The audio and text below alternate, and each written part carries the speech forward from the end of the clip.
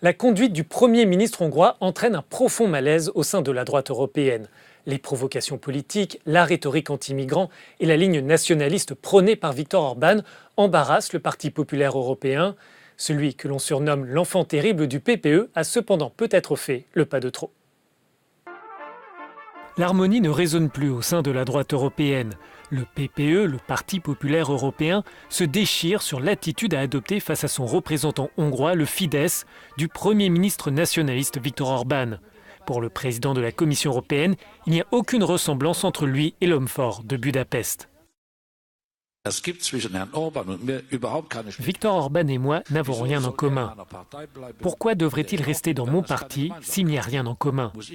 Devrais-je partir parce qu'il y a quelqu'un autour de la table qui rejette tout ce que je défends? Selon moi, sa place n'est pas au PPE. Cette passe d'armes fait suite au lancement en début de semaine en Hongrie d'une nouvelle campagne contre la Commission européenne et son président. Budapest accuse l'institution de vouloir réintroduire des quotas de migrants et d'assouplir l'accueil des demandeurs d'asile. Au Parlement européen, les membres du Fidesz font bloc autour de leurs dirigeants. Jean-Claude Juncker a échoué parce que sous sa présidence, des millions de migrants illégaux sont entrés dans l'Union européenne et les Britanniques en sortent. Le Fidesz reste fidèle aux principes fondamentaux du Parti populaire européen. Que les choses soient bien claires, Viktor Orban n'a aucune influence au PPE. Il a été politiquement marginalisé. Je n'ai jamais entendu un membre du Fidesz poser la question de Viktor Orban.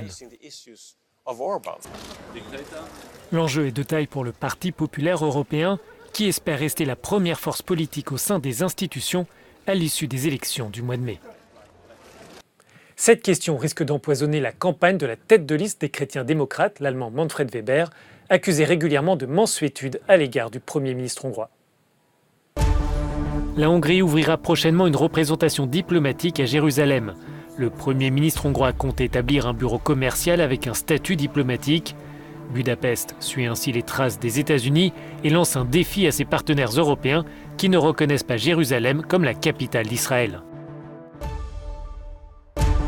Microsoft révèle une attaque contre des institutions démocratiques européennes et des centres de réflexion. Les faits se sont déroulés entre septembre et décembre de l'année dernière contre des organisations engagées dans les élections européennes du mois de mai. L'entreprise attribue ses actions à un groupe de hackers russes connu pour sa proximité avec les autorités du pays. 4 députés européens écologistes, dont la française Michèle Rivasi, ont été interpellés sur une base militaire aérienne belge.